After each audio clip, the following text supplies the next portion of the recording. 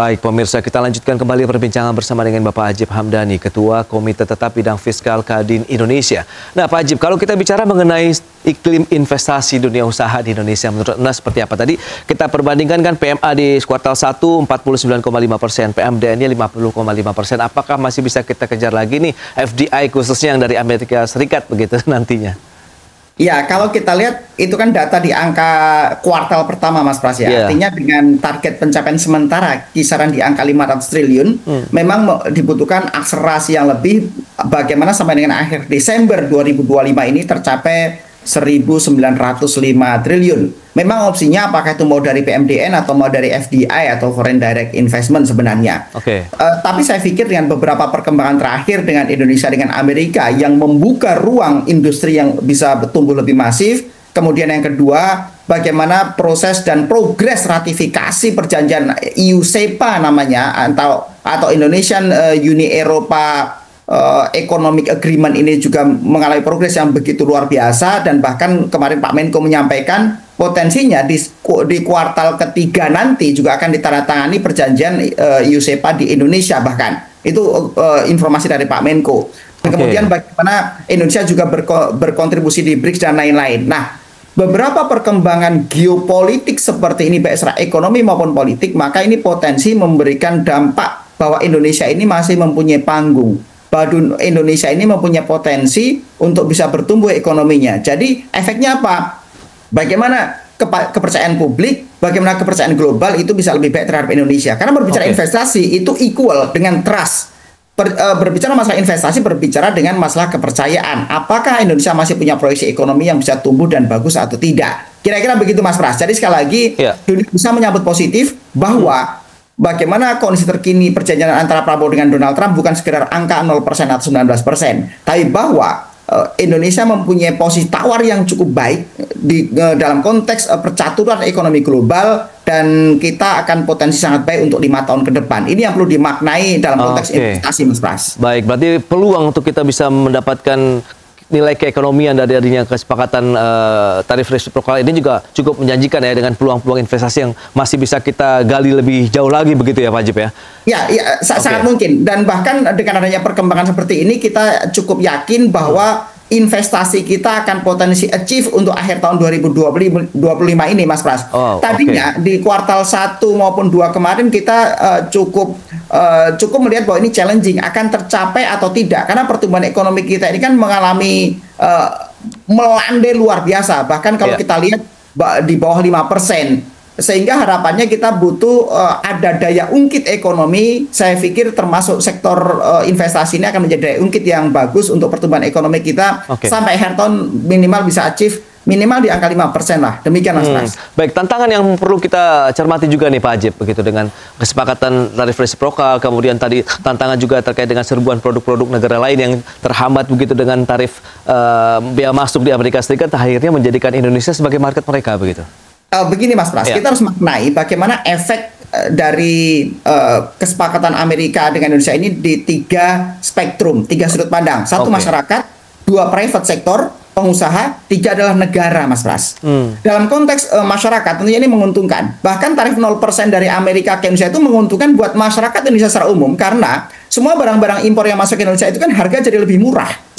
Karena sebenarnya tarifnya mau berapapun, mau 0%, mau 19%, mau 32%, itu ditanggung oleh pengguna akhir. Ketika tarif 19% di Amerika, sebenarnya yang rugi adalah masyarakat Amerika, karena mereka membeli harga dengan dipajakin oleh pemerintahnya Amerika sekitar 19%. Kan kira-kira narasinya begitu. Artinya dalam konteks masyarakat Indonesia ini diuntungkan. Kemudian kedua dari private sector. Ini sangat menguntungkan terutama untuk sektor-sektor dan komoditas yang melakukan ekspor ke Amerika, dan terutama untuk sektor padat karya. Artinya buat pengusaha pun, buat private sector pun secara umum kesepakatan ini bawa keuntungan. Tapi terakhir, Mas Pras, yang perlu kita cermati adalah dalam konteks pemerintah.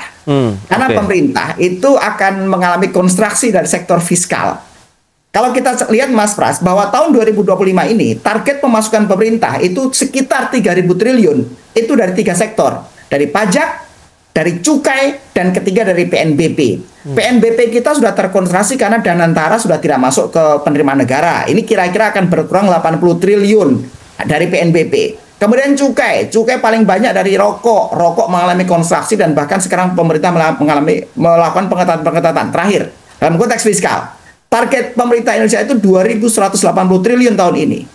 Tanpa adanya tarif 0% dari Amerika ini, hitungan dari dunia usaha sudah potensi kontraksi 120 triliun, Mas Pras. Artinya dengan adanya perkembangan terkini, potensinya bisa lebih dalam dan terus saja lebih dari 120%. Pertanyaannya adalah, apakah pemerintah sudah mitigasi dengan adanya potensi shortfall seperti ini? Tapi harapan kita pemerintah itu jangan tiba pikir, jangan sampai nanti kuartal keempat baru nyari potensi-potensi ini yang akan tidak bagus. Nah, jadi harapan kita yang kita sampaikan di awal tadi, Mas Pras, pemerintah harus mitigasi secara komprehensif, baik sektor investasi maupun juga sektor fiskal. Tapi kita yakin bahwa pemerintah Prabowo Subianto itu sudah bersifat well prepared dengan beberapa kondisi yang ada, dan dunia usaha selalu mendukung apapun upaya pemerintah sepanjang itu pro dengan pertumbuhan ekonomi dan pro dengan pemerataan. Kira-kira demikian, Mas. Baik, Pak Haji. Ini dia statement yang menarik ya begitu, bahwa memang ada beberapa hal yang juga perlu diwaspadai atau perlu paling tidak dimitigasi oleh pemerintah begitu dengan adanya kesepakatan tarif resiprokal, meskipun tadi ada beberapa peluang yang bisa dimanfaatkan untuk meningkatkan investasi ke Indonesia khususnya di Amerika Serikat. Pak Haji, terima kasih banyak atas informasi, update dan juga insight yang sudah diberikan kepada pemirsa IDX Channel pada hari ini. Selamat melanjutkan aktivitas Anda kembali. Salam sehat, Pak Haji. Terima kasih, Mas Pras. Ya.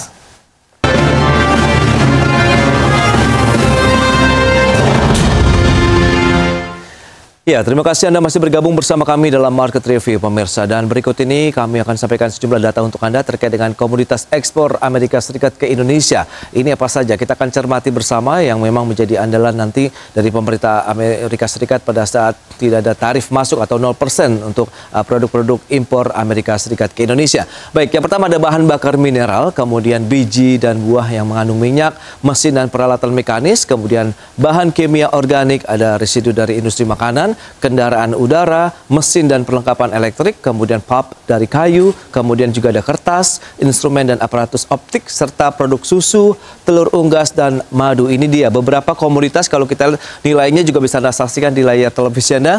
Ada yang mencapai 1,63 miliar dolar Amerika Serikat, tertinggi itu adalah untuk bahan bakar mineral. Baik.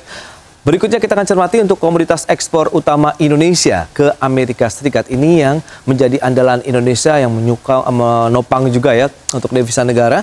Mesin dan perlengkapan elektrik HS85 ini mencapai 2,22 miliar dolar Amerika Serikat atau 18,34% dari total komoditas ekspor non-migas Indonesia. Kemudian ada produk alas kaki HS64 mencapai 1,08 miliar dolar Amerika atau sekitar persentasenya 8,94% dari keseluruhan ekspor komoditas non-migas kita. Adalah juga pakaian dan aksesorisnya atau rajutan.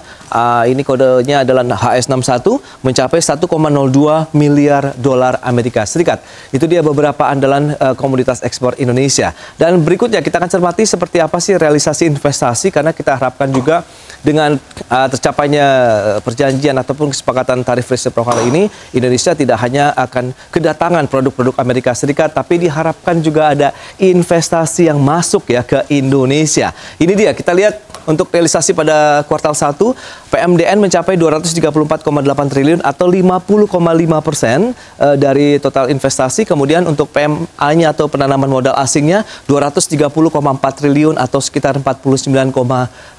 Ini yang diharapkan bisa semakin tinggi lagi dari Foreign Direct Investment atau FDI ke Indonesia. Dan berikutnya kita akan cermati bersama seperti apa sektor penyumbang dari PMA terbesar, industri logam dasar, barang logam, bukan mesin, dan peralatan lainnya. Kemudian ada pertambangan, transportasi, kemudian gudang dan telekomunikasi, jasa lainnya, kemudian yang kelima ada industri kimia dan farmasi. Ini dia yang kita cermati sektor-sektor yang menyumbang penanaman modal asing di Indonesia pada kuartal pertama tahun ini. Baik.